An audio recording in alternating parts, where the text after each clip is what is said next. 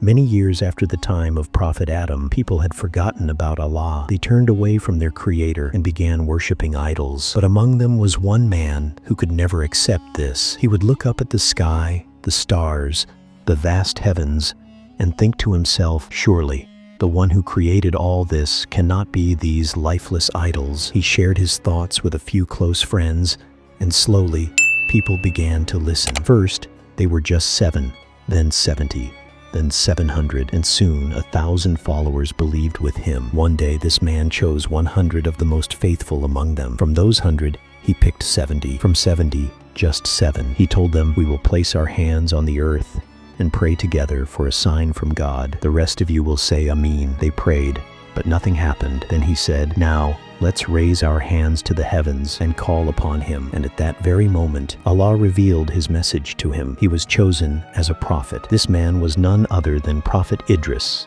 peace be upon him, known as Enoch in the Bible and Jewish tradition. Idris, Pbuh, was the first to teach people how to write with a pen, how to sew clothes, and how to study the stars and planets. Before him, people would cover themselves with leaves, and now he carried the mission of guiding people back to Allah. But his people had a cruel and arrogant king. One day, while out walking, the king saw a beautiful piece of land. It belonged to a man who had left idol worship and accepted the truth. The king wanted it for himself.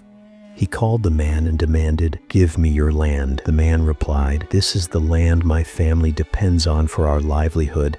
I cannot give it to you." The king was furious, but he held back. Back in his palace, he told his wife, who was from the tribe of Azarika and whom he deeply loved, about the situation. She came up with a scheme. She said, "Don't worry, we'll accuse him of abandoning our gods. Then you can execute him in public, and no one will dare question you." The plan worked. The man was falsely accused, condemned, and executed. His land was seized by the king. When this happened, Allah commanded Prophet Idris, "Go to the king and tell him, you killed my servant, stole his land, and left his children helpless. I swear by my honor, I will punish you on the day of judgment. And even in this world, I will strip away your kingdom, and your wife's flesh will be eaten by dogs." Idris, Pbuh, delivered the warning, but the king only raged and threatened him. His wife then plotted to kill Idris as well. Thankfully, Idris's friends overheard and rushed to warn him. Idris, Pbuh, left the city with his followers and took refuge in a mountain cave. There he prayed, "O Allah, do not send rain upon these people until I ask you to." Allah accepted his prayer. From that day, not a single drop of rain fell on the land. Idris, Pbuh, told his followers to spread to other cities. Soon, word spread everywhere. Idris has stopped the rain. For 20 years, not a single drop fell. The people suffered hunger and thirst. At last, they realized this was a punishment. They gathered, threw dust on their heads, and cried for forgiveness. But still, the heavens remained dry because Allah had promised Idris rain would only return when he prayed for it. Meanwhile, in his cave, Idris, Pbuh, fasted every day. At sunset, an angel would bring him food.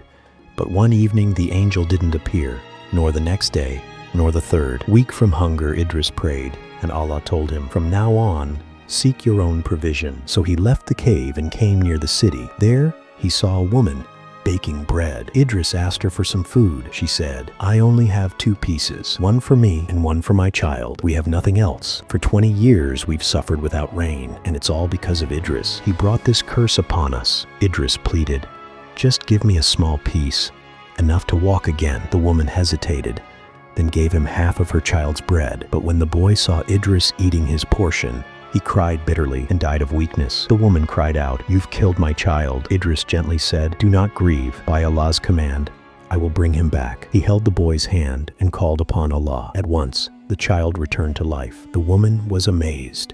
She declared her faith in Idris, Pbuh, and ran to the people shouting, "Idris has returned. Our suffering will end." Soon, everyone gathered around him, begging for rain. Idris said, "I will not pray until you and your king come to me barefoot, humbly asking Allah for forgiveness." At first, the king resisted, but the people, desperate after 20 years of misery, pressured him. He finally went barefoot with his people to Idris. Only then did Idris, raise his hands, pray, and the skies poured down rain. Years later, A disobedient angel was cast down to earth as punishment. He came to Idris, asking him to pray for forgiveness. Idris did, and Allah forgave the angel. Grateful, the angel said, "Ask me for anything in return." Idris replied, "I want to meet the angel of death." So the angel lifted him on his wings and carried him to the fourth heaven. There they met the angel of death, who said, "I was commanded to take Idris's soul here in the fourth heaven. I wondered how it was possible since he lived on earth, but now here he is." And so, in that very place, Idris's soul was taken. If you enjoyed this story, don't forget to hit subscribe and stay tuned for more amazing stories from history.